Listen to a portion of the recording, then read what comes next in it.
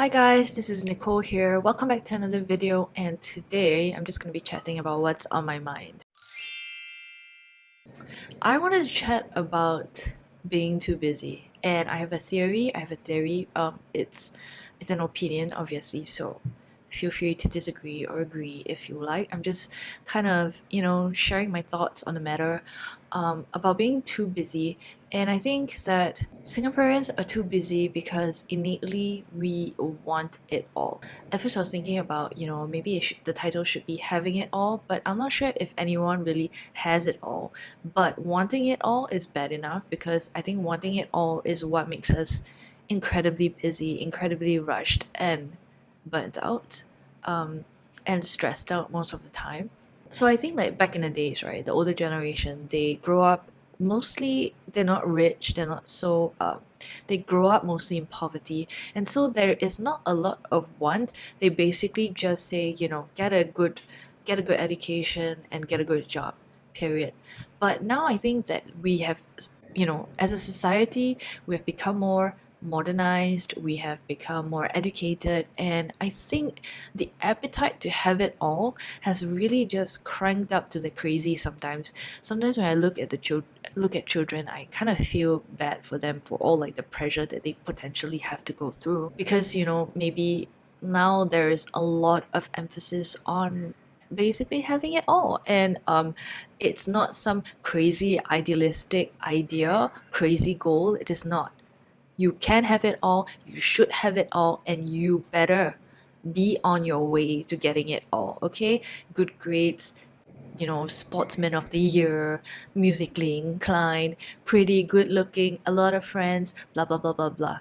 Sometimes I think if we don't evaluate or pause to take stock of what we are doing, that as a society, sometimes we might face the consequence of our actions. And I think we are starting to see sometimes the consequences of this wanting it all society. And that is how children and the younger people are having a lot of mental health issues, even though we technically are in a society that is generally a lot more affluent than the past. Most of us, I know there are some people that don't even have the basic needs, but most of us do have our basic needs met: a house, food. Sometimes there are some basic needs that are very not so physical, you think it's not important until it's important, and until the cracks show, the dam breaks, and it's something that you have to deal with. Like if you're trying to get into a university, in order to increase your chances, what do you try to show yourself as? Like this all-rounder kind of student who can do well academically and can also do well in terms of like some extracurricular thing, like you're a sportsman or you're very artistically inclined in some other way. And that's how we are being trained to be, you know, all rounders who are very good at everything and don't ever fail in anything or do poorly in anything. And I think sometimes also there's this very weird like pressure when you are like still studying. They're like, don't get a BGR, don't get into a relationship, focus on your studies. And then after that, that short period of time between you just graduate and you start your first job, it's like suddenly they want you to find an excellent mate, fall in love quickly, propose, get married, clear your student loan, buy a house, save up for an expensive wedding, get a house, get married, quickly have kids, one, not enough, another. Okay, and then if you're a female, boy, do you have it coming. You graduated, you started your job, but then now you have kids and they want you to be a good mother, but also, a good employee, a good boss, a good this, a good that, mompreneur, beautiful, you're well kept, you're a good friend, you still serve in the community, you serve in church, you say yes to all requests, you attend every social event. Oh my god.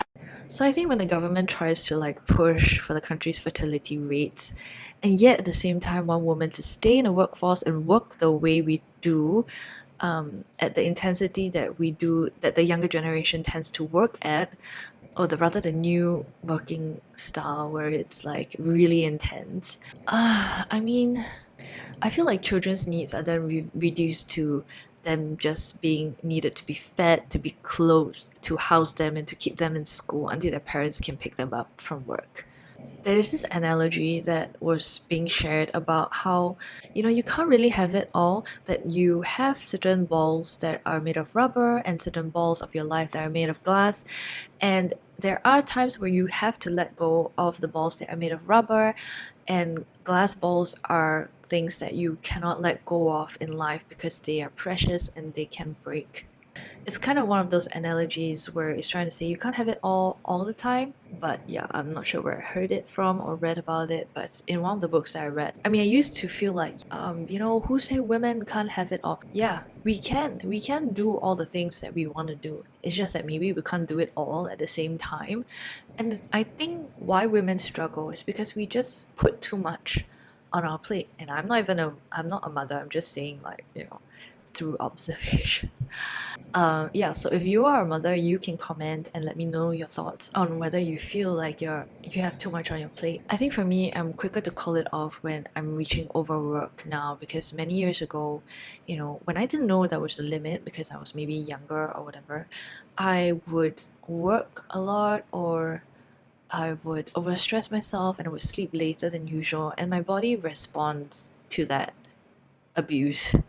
It raged and it inflamed, and the medical term is also known as autoimmune, which manifests itself in a lot of different ways. You can go read up about it. When I had it and started talking to people about it, I realized that wow, there are actually so many people who also have this. So I went through this period after being diagnosed with autoimmune. I went through a period of healing and where I just cared about my body, what I was eating, what I was drinking, getting well, making sure I was active and sleeping well. I just focused 1 month on that, and my body responded well. I managed to get rid of my autoimmune symptoms. Once in a while, it still flares up because, again, I don't sleep well. So then, this whole 80-20 rule where it's like 80% of your success comes from 20% of your actions, and 80% of your problems come from 20% of your actions. Well, sleep was my 20%, and it affected so much of my health. And so now I try to really make sure that I sleep early. Sometimes it is hard. I have to verbalize it. I have to tell people, like, hey, look, I need to go home at 10. Like at a social event, I'll be like, I'm sorry, I have to go back in 10, or I have to leave the party at 10:30 because I need to go home and get ready to sleep. Or sometimes work wise, it's like, it's not that I don't want to work after dinner, but then like I need to stop working after dinner so that my body, my brain starts to wind down for sleep, because then I can't fall asleep at the time that I should. If my brain is like overwhelmed and still like, I'm buzzing from work.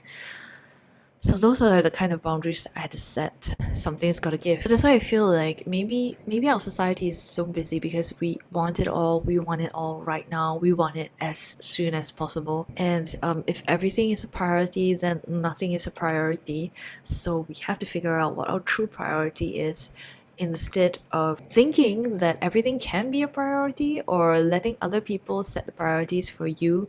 Is something that I'm probably going to sit down and prioritize my priorities. That is my little rant slash chit chat for this week. I hope it's enlightening some way, somehow, or rather it benefits you from listening to it, whether you feel comforted that you are in this together with someone. Let me know if you found this video interesting. Give it a thumbs up. Let me know your thoughts in the comments below. Thank you for listening, and I'll see you in the next one. Bye, guys.